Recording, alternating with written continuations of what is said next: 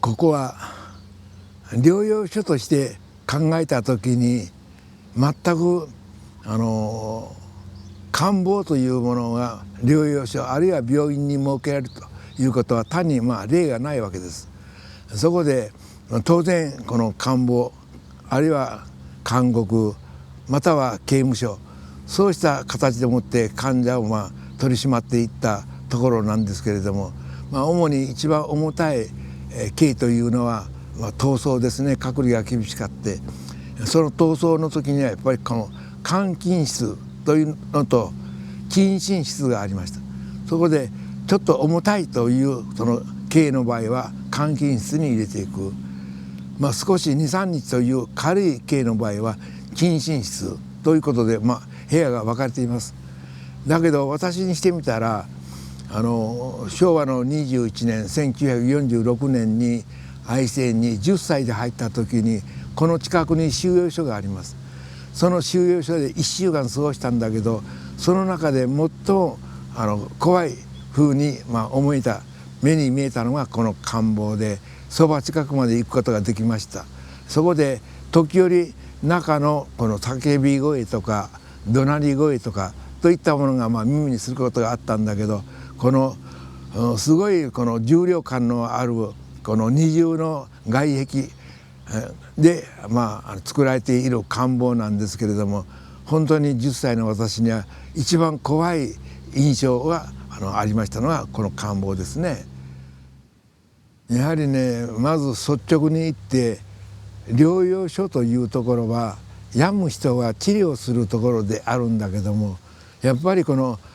ハンセン病療養所、当時は来というふうに言われていたんだけど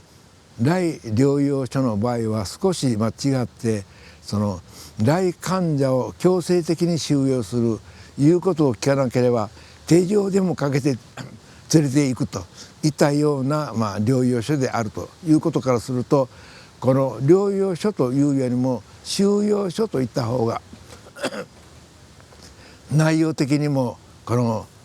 それが合うんじゃないかと療養所というのは程遠いというような印象がありました。だからこの監房があるということはある意味では療養所ではないんだということは象徴しているようなそういうふうに思えることがいっぱいありましたね。それで一頃これは昭和28年にから使われなくなったんだけどもしかし私が子供自分あるいは青年期に至る頃はまだまだほとんどの部屋が埋まるような状態で逃走を企てたとかあるいは博打をしていたところ見つかったとか一番軽い刑というのはちょっと考えられないのがね職員さんに立てついて生意気なことを言って俺は入れられたというようなことも直にその体験者から聞かされたこともあってやはりどう見てもこの監房の存在ということは認められないものであったなというふうに思います。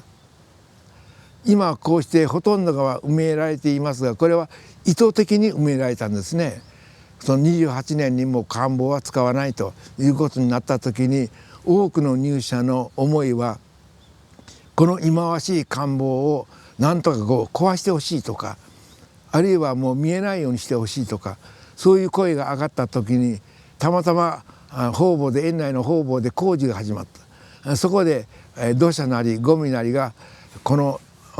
谷間にあるこの田んぼの上に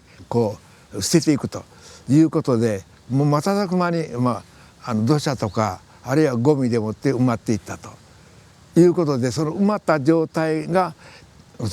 固まってきてそれで今度はなんていうか上から見ましたらね田んぼを埋めた分だけがねその広場ができたということでその広場を今度は利用して幹線道路を設けたと。じゃあ過去の忌まわしい思いというのはどうかといったら今度は忌まわしい思いを乗り越えて今度は多くの人たちにこういうことで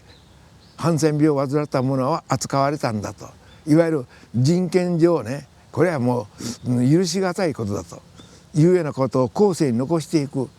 そうしたことでもってこの監房というものは今度は語らなくてもこの姿を見てね、多くの人たちが見学に来て見て学んでくれるんじゃないかという、人権学習のそういう資料にも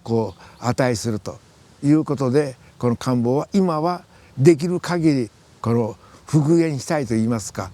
そういう思いが強いですね。